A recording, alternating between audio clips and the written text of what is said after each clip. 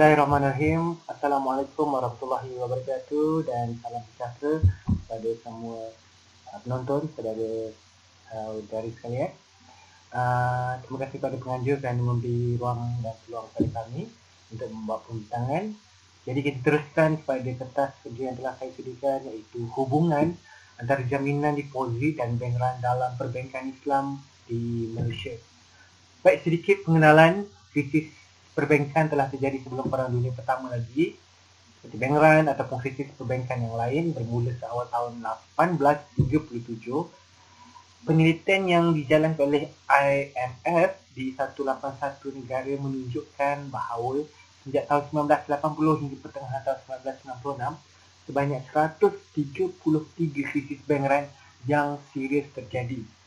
Manakala krisis subprima yang berlaku pada tahun 2007-2008 di Amerika Syarikat telah menyebabkan kegagalan pengurusan cairan itu di dalam institusi perbankan merebak kepada negara kita, Malaysia. Fenomena bank run juga tidak asing di Malaysia sebenarnya. Menurut S.K. Singh 2009, pada tahun 1959, Bank Negara Malaysia telah menanggung dan mengambil alih NBF Finance Berhad yang merupakan syarikat kewangan terbesar ketika itu dengan melibatkan kos 17 bilion, sekaligus memberi kesan dan tekanan kewangan kepada Bank Negara Malaysia dan ekonomi negara ketika itu. Menurut Iman Sugima 2004 pula, fungsi kerajaan atau Bank Pusat sebagai lender of the last resort adalah sebagai penyelamat atau jaminan deposit kepada bank dan pendeposit berwujud krisis kewangan agar situasi ekonomi yang lebih buruk dapat dibendung. Kajian sebelumnya menyatakan bahawa jaminan kerajaan atas deposit memberi kesan yang sangat signifikan dalam mencegah terjadinya kejadian yang lebih besar terhadap krisis ekonomi seperti yang terjadi. Selain daripada maklumat kewangan, kualiti perkhidmatan dan imej kerjaya, jaminan deposit bertindak sebagai peramah penting terhadap kepercayaan pendeposit tabung haji untuk mengekalkan simpanan mereka dalam institusi kewangan tersebut. Jadi berdasarkan itu, secara umumnya kajian ini dijalankan untuk melihat kepada hubungan jaminan deposit ke atas bank run dalam perbankan Islam Malaysia dan memahami peranan jaminan deposit dalam perbankan Islam. Sebelum itu, kewangan Islam sebenarnya telah berkembang secara perbankan Islam terkahul pelaburan di Malaysia.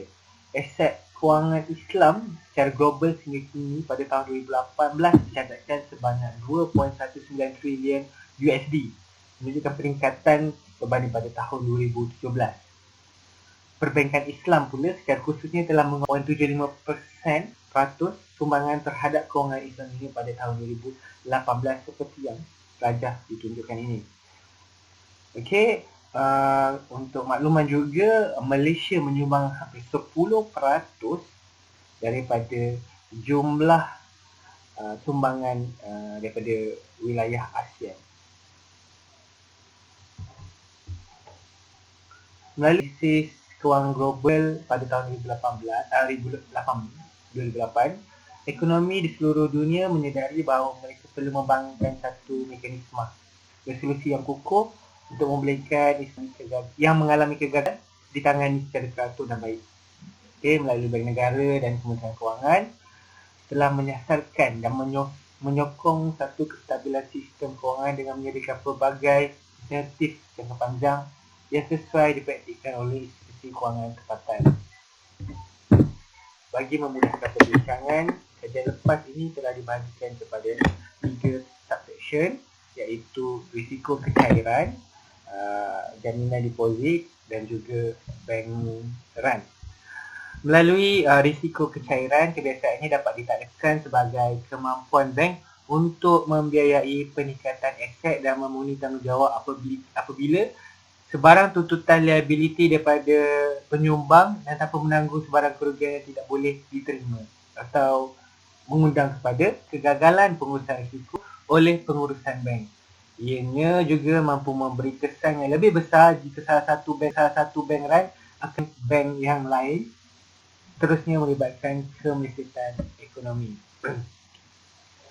Idea jaminan deposit pada asalnya adalah lender of the last resort yang telah diperkenalkan oleh bank-bank pusat di seluruh dunia. Okey, pada 2004 Nur Iman perlunya mencipta satu mekanisme untuk mencegah krisis terjadinya krisis kecairan ataupun bank run. Baik, metodologi bagi kajian ini ialah kaedah kualitatif yang akan digunakan dalam mengumpul dan menganalisis data yang ditemui. Secara khususnya iaitu kaedah analisis kandungan untuk meneliti dan memahami konsep cairan, jaminan deposit dan peranan institusi. SK Singh 2009, pada tahun 1959, Bank Negara Malaysia telah menanggung dan mengambil alih NBF Finance Berhad yang merupakan syarikat kewangan terbesar ketika itu dengan melibatkan kos 17 bilion, sekaligus memberi kesan dan tekanan kewangan pada Bank Negara Malaysia dan ekonomi negara ketika itu. Menurut Iman Sugima 2004 pula, fungsi kajian atau bank pusat sebagai lender of the last resort adalah sebagai penyelamat atau jaminan deposit kepada bank dan pendeposit berwujud krisis kewangan agar situasi ekonomi yang lebih buruk dapat dibendung. Kajian sebelumnya menyatakan bahawa jaminan kerajaan atas deposit memberi kesan yang sangat signifikan dalam mencegah terjadinya kejadian yang lebih besar terhadap krisis ekonomi seperti yang dinyatakan dalam kajian itu Indonesia pada tahun 1998. Selain itu, satu kajian yang telah dijalankan ke atas tabung haji oleh Nurul Ain pada tahun 2017 menyatakan bahawa selain daripada maklumat kewangan, kualiti perkhidmatan dan imej kerjaya, jaminan deposit bertindak sebagai peramah penting terhadap kepercayaan pendeposit tabung haji untuk mengekalkan simpanan mereka dalam institusi kewangan tersebut. Jadi berdasarkan itu, secara umumnya kajian ini dijalankan untuk melihat kepada hubungan jaminan deposit ke atas bank dalam perbankan Islam Malaysia dan memahami peranan jaminan deposit dalam perbankan Islam. Sebelum itu, kewangan Islam sebenarnya telah berkembang secara pesat dalam pasaran kewangan dunia, termasuk dalam perbankan Islam, takaful pelaburan di Malaysia. Aset kewangan Islam secara global sehingga kini pada tahun 2018 dicatatkan sebanyak 2.19 trilion USD, menunjukkan peningkatan berbanding pada tahun 2017. Perbankan Islam pula secara khususnya telah menguasai 71.75% sumbangan terhadap kewangan Islam ini pada tahun 2018 seperti yang rajah ditunjukkan ini.